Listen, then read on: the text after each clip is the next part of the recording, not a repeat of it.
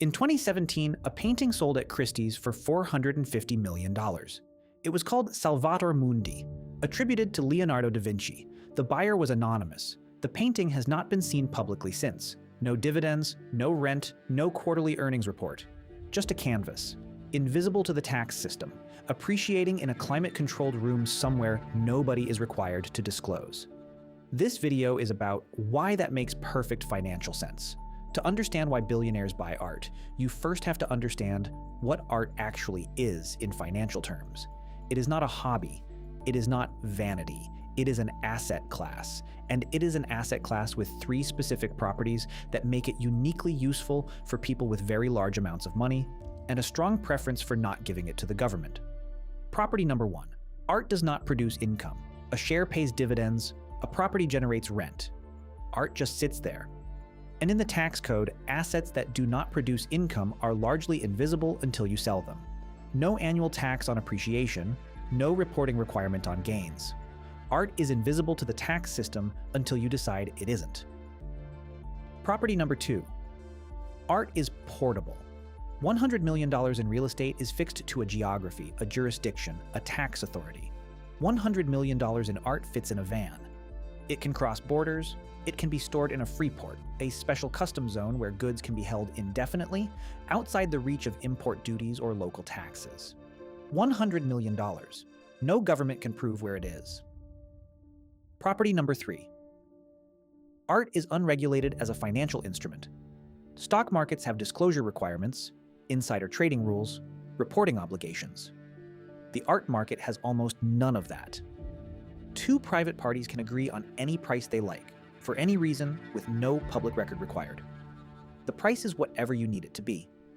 Those 3 properties together create something genuinely unusual, a store of wealth that grows, moves freely, stays off the books, and answers to almost no one. No other mainstream asset class does all 3. Real estate is visible and fixed. Equities are regulated and reported. Gold is portable, but priced transparently. Art does something none of them do. It combines all 3 advantages in a single object you can hang on a wall. Here is how the tax strategy works in practice. A billionaire buys a painting for $10 million. Over 15 years, it appreciates to $40 million.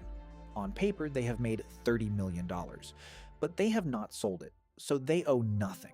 The gain is unrealized. Under the buy, borrow, die strategy, the idea that you borrow against appreciating assets rather than selling them, keeping gains unrealized and untaxed indefinitely. This is the entire game. That video is linked above if you want the full breakdown.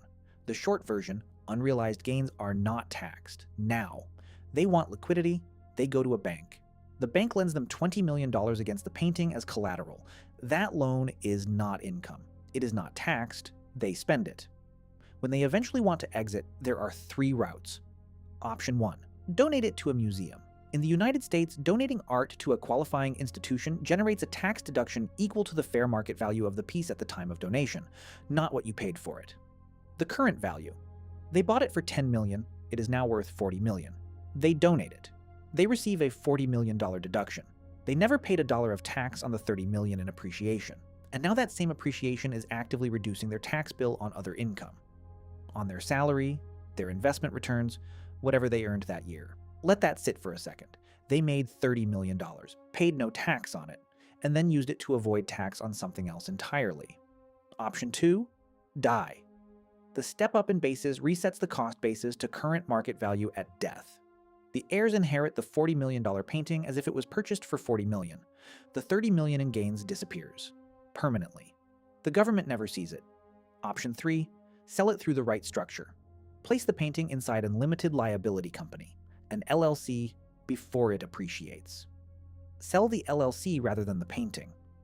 In many jurisdictions, that changes the nature of the transaction entirely, from an art sale subject to capital gains, to a business interest transfer subject to different, often lower rates. The painting moves. The tax treatment does not follow it. 3 routes, none of them involve paying tax on $30 million of gains. The painting was never just a painting. It was a tax instrument in a frame. Let me tell you about the Geneva Freeport. It is a warehouse. From the outside, it is one of the most mundane-looking buildings in Europe. Technically, it sits outside Swiss customs territory, which means goods stored inside are in a permanent state of transit. They have not officially entered any country, which means no import duties, no VAT, no local property taxes, no wealth taxes. Inside it, there are estimated to be over 1 million artworks. Total value, believed to exceed $100 billion. Nobody knows the exact figure because nobody is required to disclose it. Art can be bought and sold inside a Freeport without ever leaving the building. The transaction happens. The painting does not move. Ownership changes on paper. No tax is triggered in any jurisdiction because as far as any government is concerned, the painting is still in transit. There are Freeports in Luxembourg, Singapore, Delaware, Dubai. The art stored globally in these facilities represents one of the largest concentrations of untaxed wealth on Earth. And when a facility is specifically designed so that nobody knows what is inside it, who owns it, or what price it last traded at, it stops being merely useful for tax avoidance. It becomes useful for something much worse.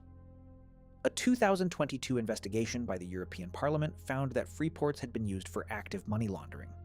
Art bought with illicit funds, sold inside a Freeport to a related party at an inflated price, proceeds received clean on the other side. Dirty money in, clean money out. No transaction record that any regulator could easily access. The investigation recommended mandatory beneficial ownership disclosure for art transactions above 50,000 euros. The art lobby pushed back. The legislation stalled. That is the part worth pausing on. Not that the fraud happened, but that when regulators tried to close the gap, the industry blocked it, and governments let them. Here's the thing about art that makes it different from almost every other asset. There is no objective price. A share of Apple has a market price updated by the second. A house has comparable sales data. A bar of gold has a spot price. A painting is worth whatever two parties agree it is worth. Full stop. When there is no objective price, the price becomes a tool, and that tool gets used in two specific ways that, taken together, function as a system. The first is donation inflation. A collector buys a work from an emerging artist for $50,000. The artist becomes more prominent. The collector has the work appraised by an appraiser of their choosing at $500,000. They donate it to a university art collection. They claim a $500,000 tax deduction on an asset that cost them $50,000. The IRS has challenged inflated art donation valuations for decades. It remains one of the most common forms of high-end tax fraud in America. In 2020, a federal investigation found a network of collectors, dealers, and appraisers systematically inflating valuations to generate fraudulent deductions worth hundreds of millions of dollars. The second is wash trading. Two related parties, a collector and a shell company they control, or two collectors who simply agree, exchange artworks at elevated prices. The transaction establishes a new market price for the artist.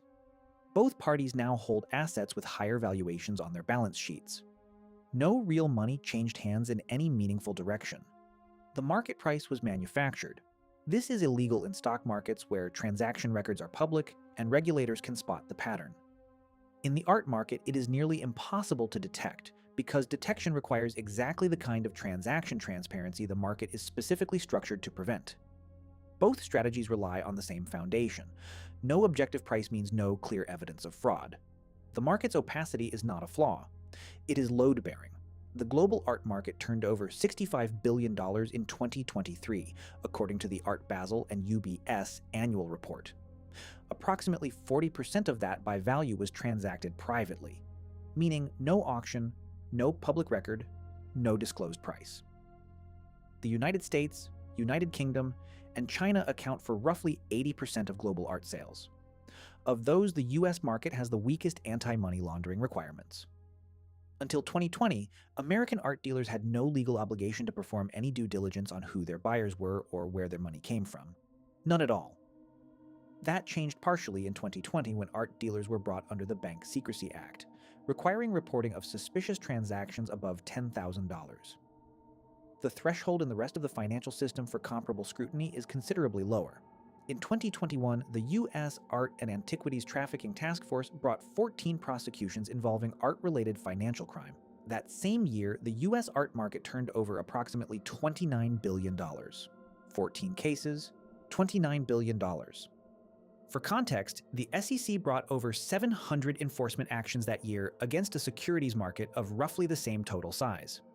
The gap between the size of the market and the size of the scrutiny is not an oversight. It is the operating environment. The same answer as the insurance video. The same answer as the tax video. Largely, no. Buying art and holding it indefinitely is legal. Borrowing against it is legal. Donating it for a deduction is legal. Storing it in a freeport is legal. The valuation fraud is illegal, and it does get prosecuted occasionally. The money laundering is illegal where it can be proven.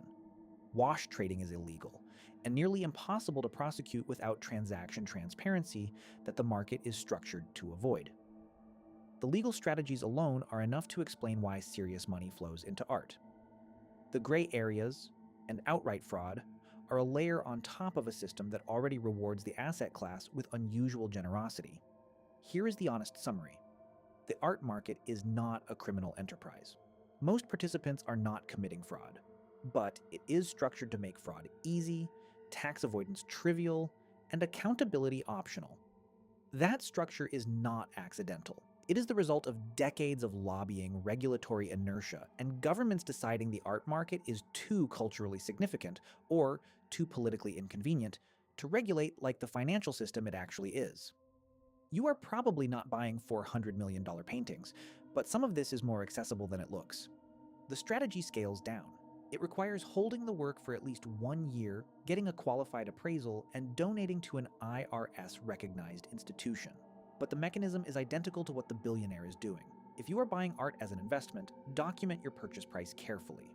The cost basis matters when you eventually sell or donate. People who buy casually and lose their receipts lose the ability to prove what they paid, which limits their options later.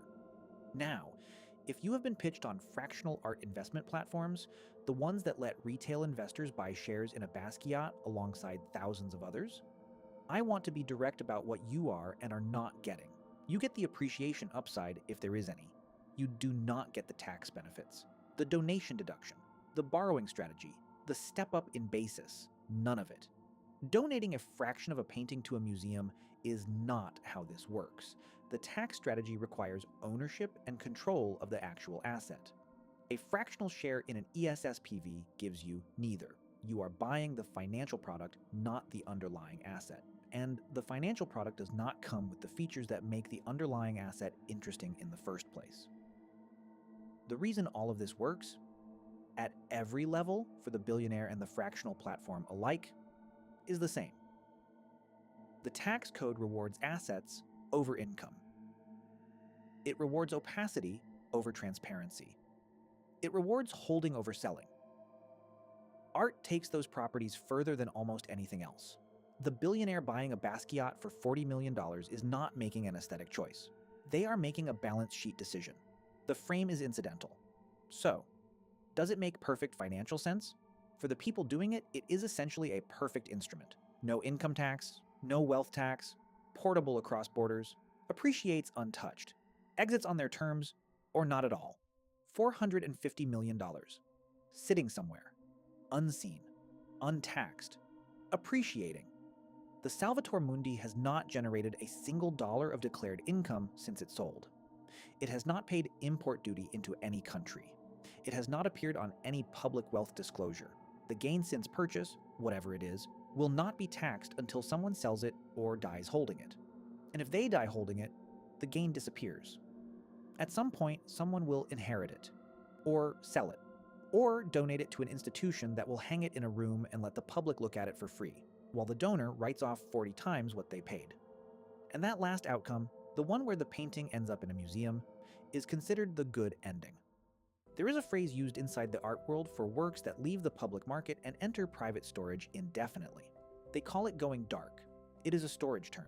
It refers to logistics, but it is also an accurate description of what happens to the money attached to them.